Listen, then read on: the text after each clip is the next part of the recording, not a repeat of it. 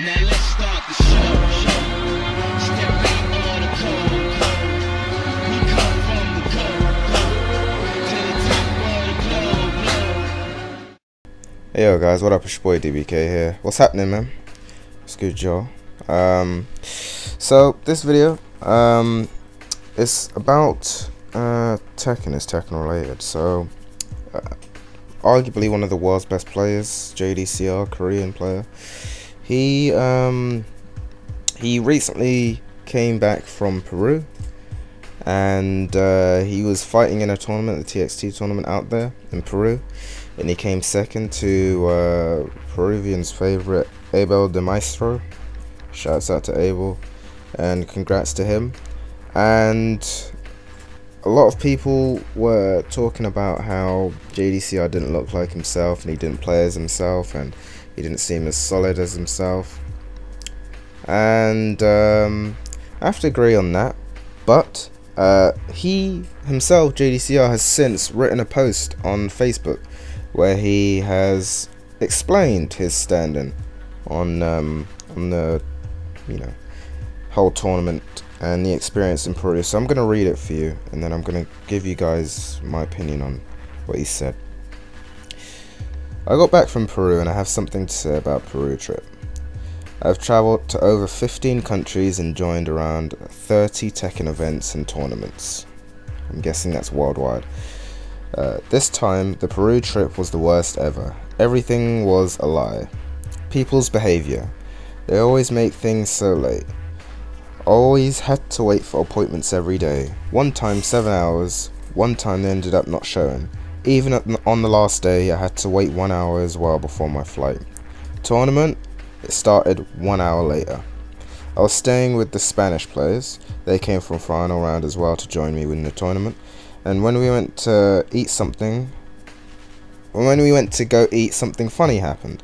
One of the Spanish people ordered fish, but when the food came, he didn't eat it at all and left the restaurant.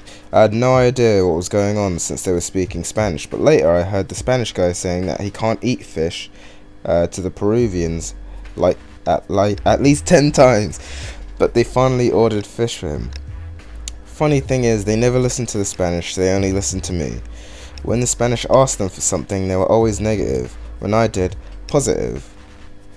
Hotel. They promised to give me a hotel, but when I arrived, I got a small room that costs around $10 US. It was in the center of the city, Lima, I'm guessing. But I couldn't sleep at all because the place became too loud with cars and people in the morning, and during the day it was too hot, no air conditioning. I had to find a room in a safe and clean area myself twice, even on the morning of the tournament. The tournament? They told me when I was in Korea, the tournament would be with 80 participants. Also, they asked me to do an announcement on my channel that I was coming to Peru, and to be mentioning something about Peru, Venezuela, Brazil, Chile, etc. So basically the South America.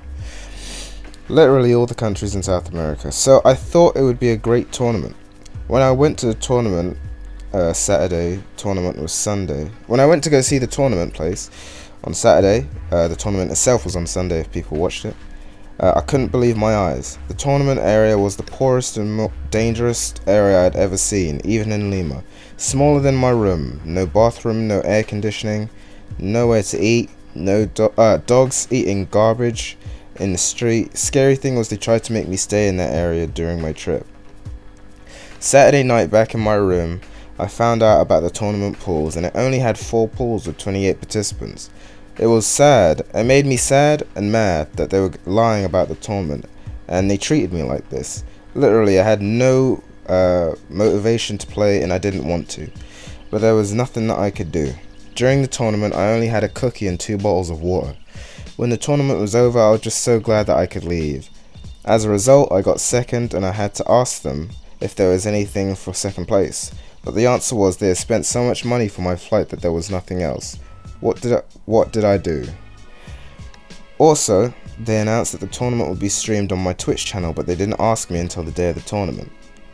I don't want to call it a tournament, and I feel ashamed that I was there. I learnt a few lessons on this trip, and one of these is to never be on a trip to South America ever. And as you can see, as of the time of the screenshot, 200 people had liked it and it had been shared 39 times. So first of all, let's say obviously this was not a great experience for JDCR. Personally, I think that, you know, I did think he was a wee bit off his game. He was making a few mistakes, but I don't think he was as bad as people were claiming to be. JDCR was still wrecking balls. Okay, let's not get it twisted. It wasn't as if he was playing completely abhorrent. Look, my dude was playing good, but I did notice that he was dropping some stuff. And to be fair, I don't expect everyone to be perfect, so I mean, maybe it was more than what I was seeing, but I didn't see anything that I mean, throughout all the matches that I saw of him on stream, you know, he did get put in losers twice. I think it was by Sapito and Mysterio, but you know, that was the first really time that anyone had ever seen JDCR get put into losers twice, and I don't think it was personally. I think it was because he wasn't used to the playstyles. Sapito was using Lei, and I think he was using Lei and Zhao Yu, and I don't think a lot of people have even really seen that combination together. So I think it was just the fact that you know, that there had been, yes, he probably was tired, I'll give him that. He didn't look, you know, as bubbly as he was, but and when he wasn't even playing on stream, he was sitting separately from the rest of the crowd, which indicated that something probably wasn't that right. But yes, probably tiredness was there, but I also think that not knowledge of the individual characters, but knowledge of the characters together as a tag partnership was something that he probably hadn't experienced on as high a level as it is in Peru. Now, with the Peru scene, I've been following them for a year now. Like, I started following them about a year ago, and one thing that has struck me is that these guys are, if not the most resourceful people in the world. I started really following them after I found a Tekken Tag Tournament 1 Facebook group called Tekken Fantasia on Facebook. And there's guys here who, all the old Tekken Tag 1 machines, which were all in the Western world, all over the place. And so, you know, all of the machines from like 10-15 years ago, which were all in the arcades and stuff, once they're done with their shelf life, they're packed up and thrown away to other countries. And one of the countries where a lot of them got thrown away to was Peru. So these guys are still using these machines over there to this day, and these guys have become absolute pros at these games. The dedication that they put into it and the work ethic that they have, it's absolutely amazing. So I have to say that they are some of the most resourceful people. For, you know, the little that they have, they really make the most of it. And for me, this was the first time I'd watched a Peruvian tournament, and just to see how well these guys really play and the effort that they put in, I strongly believe that the South American scene is probably one of the most competitive. I think it's more competitive than the American scene. These guys put in their life into this. These guys really do, and you know, I think the dedication and the amount of time they put into the game cannot be just brushed aside. I see a lot of people talking shit in the chat, and for me it was really disgusting to see the way that some of the English speakers and some of the Western people were talking shit about Peru. And really, you know, going off and stuff like that. And one of the commentators, the English-speaking commentator, actually went back on some of these people. A lot of people, especially during the time when JDCR were playing, was saying JDCR, oh, he's having fun, he's playing around, oh, he's not even taking this tournament seriously. And from this post, which you've got, you can get an indication that he may have not have had the motivation. But to say that he wasn't taking it seriously, I think is a lie, because as you saw in the gameplay, there were matches where he absolutely wrecked balls to people, where he just completely turned the game around on its head. So to say that he wasn't taking it seriously is a lie. I just think it's a shame how people just so quickly write off Peru and be like, oh, they must have done something wrong. I mean, JDCR losing? Oh no, there must have been something wrong. The fact of the matter is that we need to remember is that everyone at some point is going to lose. And you know what? The funny thing was, a lot of the people from American stuff, and this isn't me generalizing all America, I'm talking about the people that were in the chat at the time of the event. The people that were in the chat at the time of the event, a lot of them were saying, oh, these Peruvians wouldn't last 5 minutes in America. Alright, son. Name the last time you put JDCR in losers twice in the same tournament, and he had to come from losers final to the grand final. Yeah? Name the last time you did that to JDCR.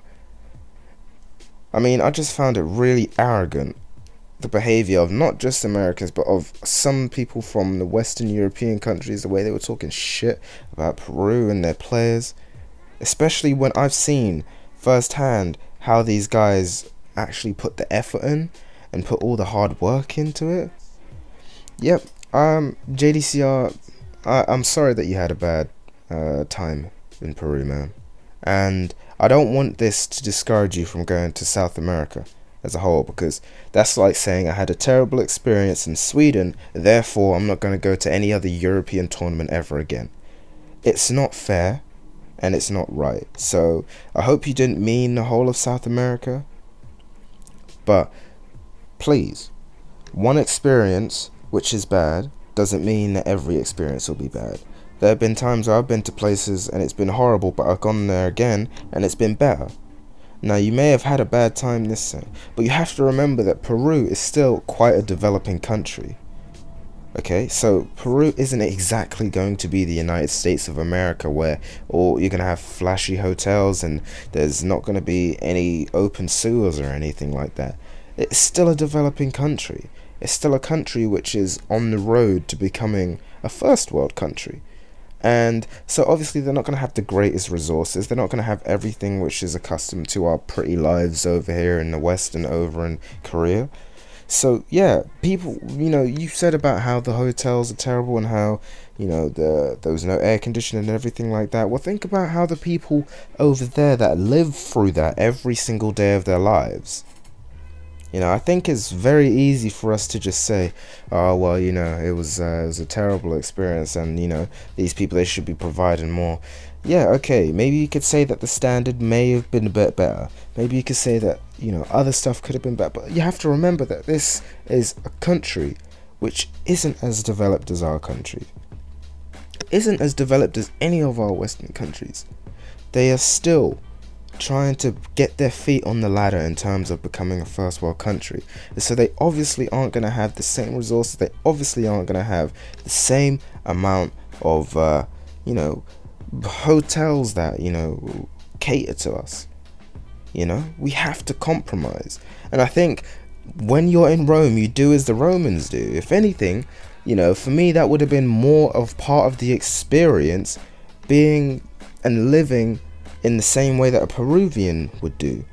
That's the whole reason I'm going there. I'm not going, it's like me going to Japan just to stay in a completely English speaking you know, hotel where everything is completely like it is in England. That's a waste of time. Why would I go to Japan just to experience England? If you're going there, you're going there to see the world or see the country through another lens. And I'm not to say that you should be, you know, you should just go and sleep in a shack somewhere or some shanty town. I'm not saying that, but I'm saying is, you know, in their eyes, you were in quite a privileged area.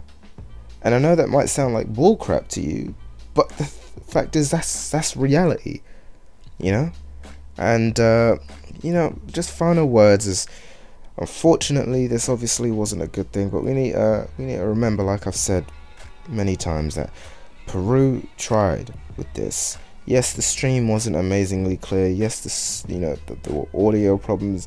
Yes, you know, it wasn't as flashy and it wasn't as cool, and the location might not have been as amazing as Final Round or Evo or Lion's Den or, you know, any of these other tournaments. But we have to remember, man, this is a country that's trying to put itself on the map for international Tekken. And instead of hitting them and bashing them down, we should actually help them out by giving them tips on how to improve for next time. So yeah, it's just my thoughts on a little post by JDCR. I'm gonna catch you lot later, man. Peace.